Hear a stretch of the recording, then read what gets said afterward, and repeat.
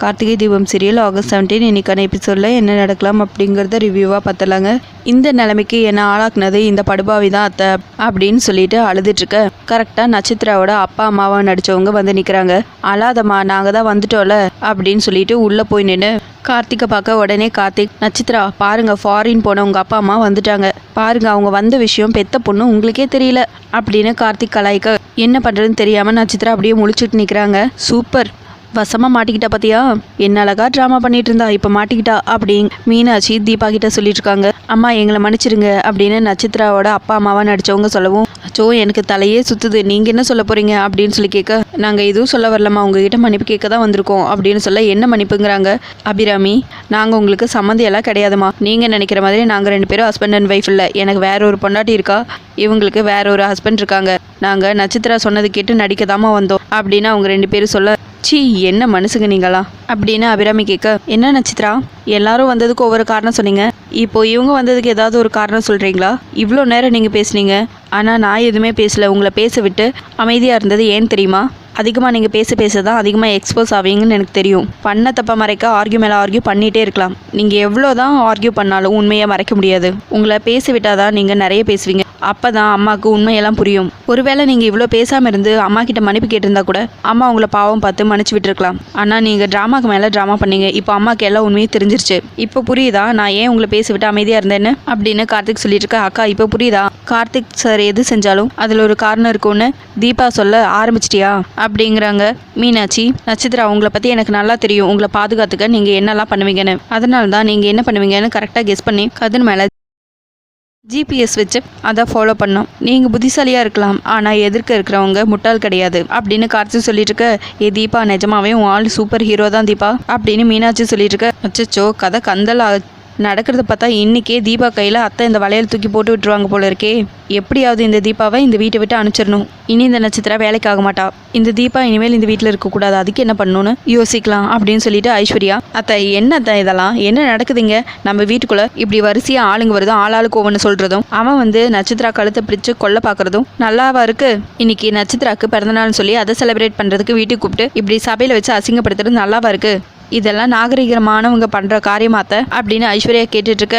அடேங்கப்பா, இவ பண்ணது எல்லாம் எந்த நாகரிகத்தில் சேர்க்கறது, திடீர்னு நீங்கள் நாகரிகம்லாம் பேச ஆரம்பிச்சிட்டிங்கன்னு மீனாட்சி கேட்க, நீங்கள் தேவையில்லாமல் மூக்க நுழைக்காதீங்க, என் மனசில் பட்டதை நான் அத்தை கிட்ட சொல்லிட்டு இருக்கேன், அத்தை இவங்கெல்லாம் யார், இவங்கெல்லாம் சொல்கிறது எந்த அளவுக்கு உண்மைங்கிறதால ஒரு பக்கம் இருக்கட்டும் அத்தை, இது எல்லா பிரச்சனைக்கும் மூல காரணமே அந்த சிவா தான், அவர் வந்து சொன்னால் மட்டும்தான் எதாக இருந்தாலும் நம்ப முடியும், இவங்க எல்லாரும் ஆளாளுக்கு ஒவ்வொரு கதை சொல்லி மொத்தமாக நம்ம குழப்புறாங்க அப்படின்னு ஐஸ்வர்யா சொல்லிட்டு இருக்க. அண்ணி நீங்களும் புத்திசாலி தான், ஏன் அண்ணி இத்தனை பேர் வந்திருக்காங்க, அந்த சிவா வரமாட்டாரா என்ன அப்படின்னு கார்த்திக்கு, சிவா வருவாராங்கிறாங்க ஐஸ்வர்யா.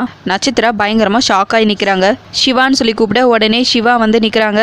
அம்மா வணக்கம், நடந்த விஷயம் எல்லாத்தையும் நீங்கள் கேள்விப்பட்டிருப்பீங்க, ஆனால் இந்த எல்லா பிரச்சனைக்கும் மூல காரணமே நான் தான், நான் வச்ச நெருப்புக்கு தான் இவங்கெல்லாம் இவ்வளோ நாள் விசிறிட்டு இருந்தாங்க, ஆனால் எனக்கு உங்கள் குடும்பத்து மேலே இருந்தது பழி உணர்ச்சி, உங்கள் குடும்பத்தை எப்படியாவது பழி வாங்கணுங்கிற எண்ணம் தான், நீங்கள் என் தங்கச்சியை நிராகரிச்சனால அவள் சூசைட் பண்ணிக்கிட்டா, அதை தாங்க முடியாதனால தான் நான் உங்கள் குடும்பத்தை பழி வாங்கணும்னு நினச்சேன், அதுக்காக தான் இவங்க எல்லாரையும் நான் யூஸ் பண்ணிக்கிட்டேன், இவங்க எல்லாருமே சும்மா நடிக்க வந்தவங்க தான், நடித்ததுக்காக பணம் வாங்கினாங்க, ஆனால் இந்த நட்சத்திரா மட்டும்தான் இங்கே வந்து உங்களை கார்த்தியை உங்கள் குடும்பத்தை எல்லாம் பார்த்து இந்த சொத்து மேலே ஆசைப்பட்டு இவ்வளவையும் பண்ணியிருக்கா, உண்மையாகவே நடந்த எந்த சம்பவத்துக்கும் சம்மந்தம் இல்லாத ஒரே ஆள் யாருன்னா அந்த தீபா மட்டும்தான், தீபா ஒரு அப்பாவி பொண்ணு, ரொம்ப நல்ல பொண்ணும் கூட, நான் நடிக்க செட் பண்ண ஆளுங்களையே ரொம்ப முக்கியமானவ இந்த நட்சத்திரா தான், இவ ஏற்கனவே இந்த கதிரை லவ் பண்ணிட்டு தான் இருந்தான், இருந்தாலும் நான் கொடுக்குற பேமெண்ட்டுக்காக ஆசைப்பட்டு நடிக்க ஒத்துக்கிட்டா, நடிக்க வந்தவன் நடிச்சுட்டு மட்டும் போயிருந்தா பரவாயில்ல, அதுக்கப்புறம் உங்கள் வசதியெல்லாம் பார்த்து அதுக்கு அவளே ராணி ஆகணும்னு ஆசைப்பட்டிருக்கா,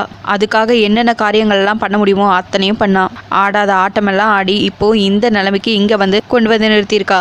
அம்மா நாங்கள் எல்லாருமே இந்த விஷயத்தில் தப்பு பண்ணியிருக்கோம், அயோக்கியத்தனமும் பண்ணியிருக்கோம், எனக்கு உங்கள் மேலே இருந்தது ஒரே ஒரு பழி வாங்கணும்னு உணர்ச்சி தான், ஆனால் இவங்களுக்கெல்லாம் வெறும் பணம் சம்பளம் அவ்வளோதான், ஆனால் இந்த நட்சத்திராக்கு இருந்ததோ பேராசை, எல்லாத்தையும் அடையணுங்கிற வெறி, இதுக்கு நடுவில் மாட்டிக்கிட்டு அப்பாவி பொண்ணுதாம்மா தீபா, இது எல்லாத்தையும் சொல்லிட்டு சிவா உடனே ஃப்ளாஷ்பேக் எல்லாம் யோசிச்சு பார்க்குறாங்க.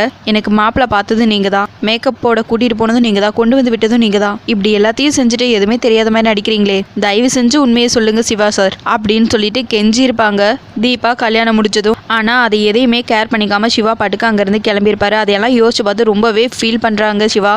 அம்மா அந்த பொண்ணு கல்யாணத்தப்போ என் மேலே எந்த தப்பும் இல்லைன்னு சொல்லி கதறி அழுதா. தீபாவோட அழுகையும் கண்ணீரும் 100% உண்மைமா. அன்னைக்கு நாங்கள் எல்லாரும் தீபாக்கு எதிராக வரிசையாக பொய் சொன்னோம். அன்னைக்கு இந்த பொண்ணோட கண்ணீரையும் வேதனையும் நாங்கள் யாருமே புரிஞ்சுக்கல. யாரும் ஒருத்தர் புரிஞ்சுக்கிட்டு உண்மையை சொல்லியிருந்தா கூட, ஏன் அட்லீஸ்ட் நானாவது உங்கள் முன்னாடி வந்து உண்மையை பேசியிருந்தா தீபா மேலே அபாண்டமான பழி விழுந்திருக்காதுமா. பாவம் தீபா எவ்வளோ வேதனைப்பட்டிருப்பா. தீபாவுக்கு நான் பண்ண எல்லா விஷயத்துக்கும் எனக்கு மன்னிப்பே கிடையாது அப்படின்னு சொல்லிட்டு தீபாவை கூப்பிட்டு கையெடுத்து கும்பிட்டு மன்னிப்பு கேட்குறாங்க சிவா. அடுத்ததா கார்த்தியும் கூப்பிட்டு அதே மாதிரி கையெடுத்து கும்பிட்டு மன்னிப்பு கேட்கவும், பரவாயில்ல விடுங்க சிவாங்கிறாங்க கார்த்திக். அதுக்கப்புறம் சிவா தீபாவை அப்படியே திரும்பி திரும்பி பார்த்துட்டு அங்கேருந்து கிளம்பிடுறாரு ரொம்ப ஃபீல் பண்ணிட்டு. அடுத்ததா போலீஸ்காரர் ஒருத்தர் உள்ள வராரு. அம்மா இப்போ தெரிஞ்சிருச்சுல்ல இந்த நட்சத்திரா யாருங்கிறது அப்படின்னு கார்த்திக் கேட்க, கார்த்தி இவளை முதல்ல போலீஸை கூட்டிகிட்டு போக சொல்லு. இவ இங்கே நிற்க என் உடம்பெல்லாம் பற்றிக்கிட்டு எரியுது. கோவம் தாங்க முடியல. இவ என் கண் முன்னாடி நிற்கக்கூடாது. இவ இந்த வீட்டில் நிற்கிறதுக்கு எந்த அருகதையும் கிடையாது. போ சொல்லு, போலீஸ்கிட்ட கூட்டிகிட்டு போக சொல்லு கார்த்தி அப்படின்னு அபிராமி கோவமா சொல்லிட்டு இருக்க. போலீஸ் கூட நான் போகணுமா? நான் போலீஸ் கூட ஜெயிலுக்கு போகணுமா? அதெல்லாம் என்னால் முடியாதுன்னு சொல்லிட்டு நட்சத்திரா ஒரு சீன் கிரியேட் பண்ணிட்டு இருக்காங்க. கார்த்திக் அதை அப்படியே பார்த்துட்டு இருக்காங்க. அதோட எபிசோடு முடிச்சிருக்காங்க. உங்களுக்கு இந்த வீடியோ பிடிச்சிருந்தா லைக் பண்ணுங்கள், ஷேர் பண்ணுங்கள், கமெண்ட் பண்ணுங்கள், அப்படியே சப்ஸ்கிரைப் பண்ணுங்கள். தேங்க்யூ.